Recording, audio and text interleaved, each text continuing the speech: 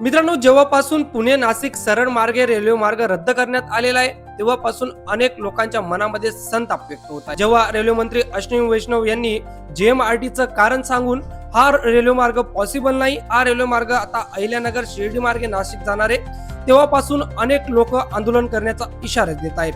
त्यात आता नाशिक पुणे रेल्वे मार्गासाठी संघर्ष अटळ असणार आणि सरळ मार्ग कायम ठेवण्याची मागणी आता थेट मुख्यमंत्र्यांसोबत चर्चा होणार आहे। तर ही काय संपूर्ण नवीन अपडेट आलेली जाणून घेऊया सविस्तर या व्हिडिओच्या माध्यमातून। मित्रांनो, Nashik Pune semi high speed रेल्वेचा प्रस्तावित सरळ मार्ग कायम ठेवण्याच्या मागणीसाठी सुरू असलेल्या जनसंघ निर्णायक टप्प्यात पोहोचला आहे। सिन्नर, संगमनेर, आडेफाटा, नारायणगाव, मंचर, खेड, चाकण या मार्गालाच प्राधान्य देण्याची भूमिका सिन्नर तालुका रेल्वे कृती समितीने जिल्हा अधिकारी यांच्या दालनात झालेल्या बैठकीत ठामपणे मांडली होती।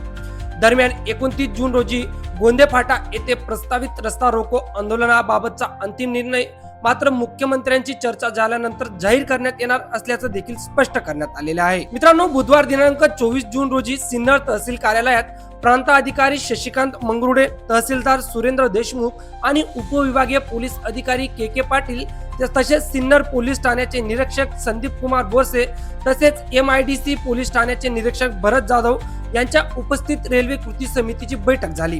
प्रशासनाने आंदोलन मागे घेण्याची विनंती केली असली तरी समितीने सरळ मार्गाच्या मागणीवर कोणताही तडजोड होणार नसल्याचे स्पष्ट केले आहे। त्यानंतर नाशिकचे जिल्हा अधिकारी आयुष प्रसाद यांच्या अध्यक्षतेखाली जिल्हा अधिकारी कार्यालयात विशेष बैठक झाली। यावेळी समितीच्या पद अधिकाऱ्यांनी पर्यायी मार्गामुळे उत्तर महाराष्ट्र, अहिल्यानगर आणि पुणे जिल्ह्यातील लाखो नागरिकांचे नुकसान होणार असल्याचे सांगत मूळ मार्ग कायम ठेवण्याची मागणी केलेली आहे।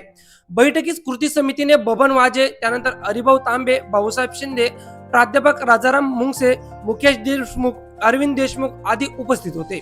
सर्वांनी रेल्वेच्या सरळ मार्गाचे औद्योगिक, सामाजिक, आर्थिक आणि प्रादेशिक विकासासाठी महत्त्व अधोरेखित केले। दरम्यान जिल्हाधिकारी आयुष प्रसाद यांनी रेल्वे विभागाच्या मुख्य अभियंत्याशी तसेच महसूल आयुक्त प्रवीण गेंडाम यांच्याशी चर्चा करून कृती समितीची भूमिका शासनापर्यंत पोहोचवण्याचे आश्वासन दिले। न्याय मिळेपर्यंत संघर्ष सुरू ठेवण्याचा निर्धार रेल्वे कृती समितीने यावेळी व्यक्त केलेला आहे। बैठकीदरम्यान जिल्हाधिकारी आयुष प्रसाद यांनी खासदार डॉक्टर अमोल कोल्हे यांच्याशी दूरध्वनीवर चर्चा केली।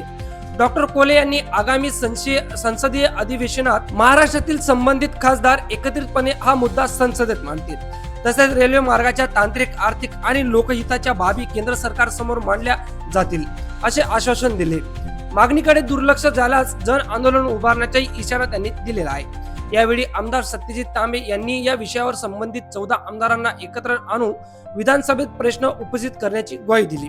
मुख्यमंत्र्यांची चर्चेनंतर रस्ता रोको आंदोलनाबाबत अंतिम भूमिका जाहीर करण्याचा निर्णय झालेला आहे। मित्रांनो, Pune Nashik semi high speed railway मार्ग आज सरळ मार्गेच व्हायला पाहिजे यासाठी आता मोठं जन आंदोलन उभं राहू शकतं, कारण या बैठकीमधून ज्याही गोष्टी निष्कर्ष निघालेल्या आहेत त्या जरी रेल्वे मंत्रालय किंवा गव्हर्नमेंट ऑफ इंडियाने ऐकल्या नाही तर डायरेक्ट जन आंदोलनाचा इशारा या समितीकडून देण्यात आलेला आहे। त्यामुळे येणाऱ्या या 8 ते 10 दिवसात आपल्याला पुणे ते Nashik semi high speed railway मार्गाबाबत महत्त्वपूर्ण अपडेट येऊ शकते।